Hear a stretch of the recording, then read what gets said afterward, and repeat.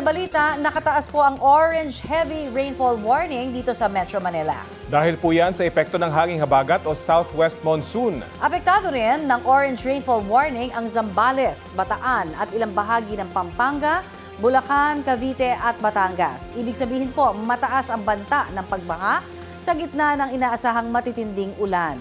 Yellow rainfall warning naman sa Tarlac at ilang pagbahagi ng Cavite, Pampanga, Bulacan, Rizal at Laguna.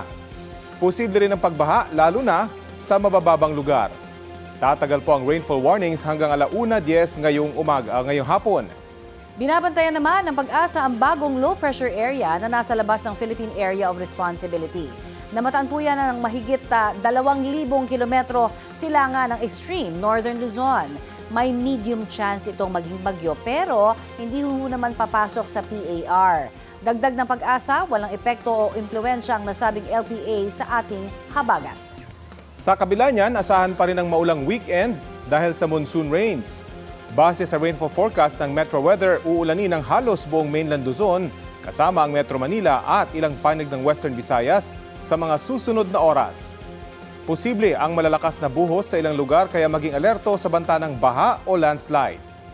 Higit na mararanasan ng ulan sa hapon at gabi ngayong weekend. Uulanin din ang ilang panig ng Mindanao pero yun ay pawang mga local thunderstorm.